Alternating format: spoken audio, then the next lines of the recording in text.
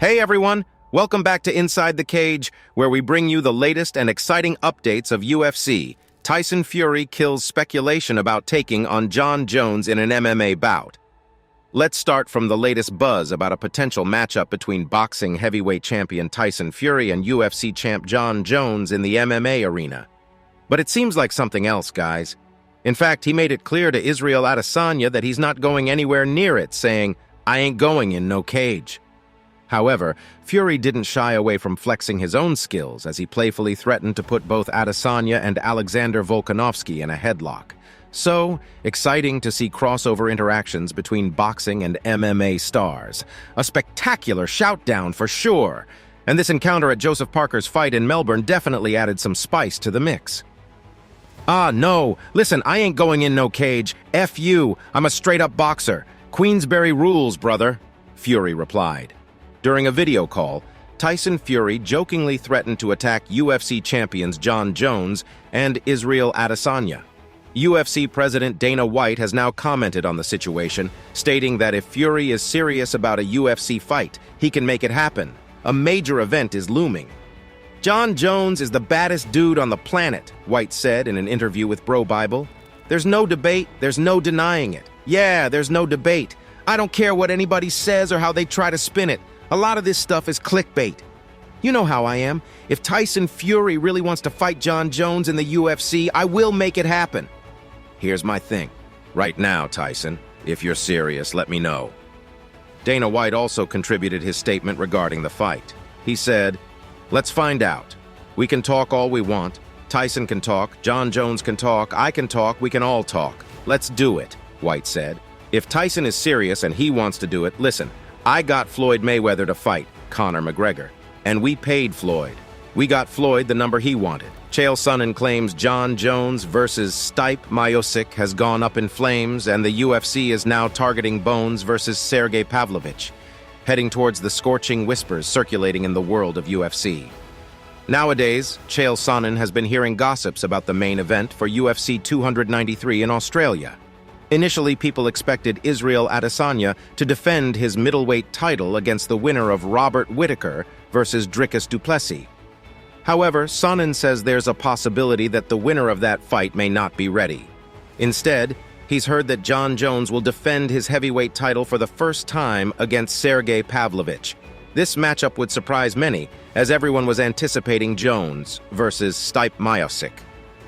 According to Sonnen, "I'm hearing strong rumors that Stipe and Jones is going to go up in flames and that Sergei Pavlovich versus Jones is happening in August," Sonnen told. "Strong enough that I can tell you that's at least being pursued. I don't know where they are in agreeing, but that's at least being pursued. And if you did have partners in Australia, you promised them Izzy, Israel Adesanya. And you said, 'Look, I can't deliver, but I can bring you Jones and Pavlovich. Are we good?'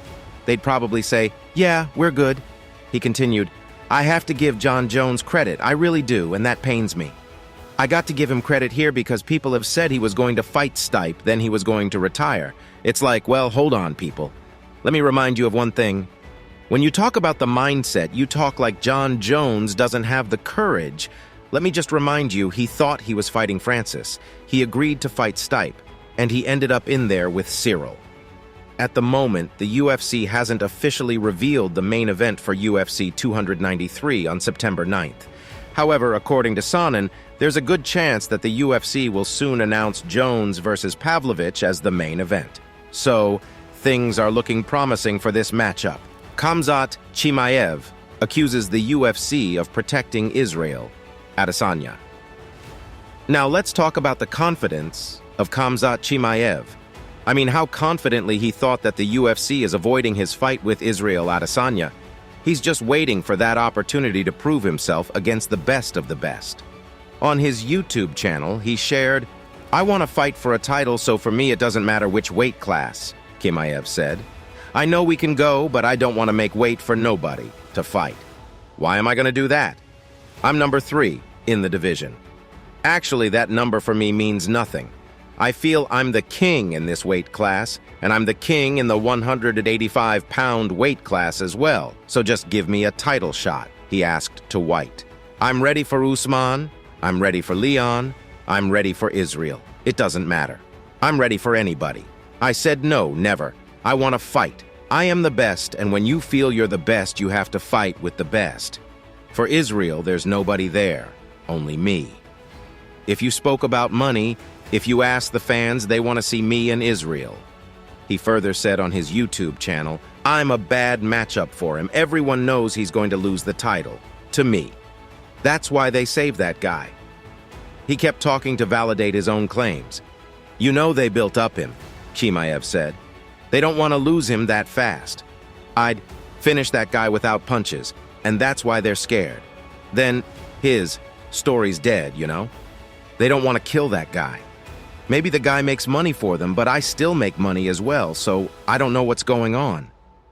Who is he going to fight? There is nobody. He wins against all the strikers, and I'm a wrestler, a killer. I squeeze the heads of my opponents. I'm the biggest name without the belt. When you fight with me, it's more money, more fans.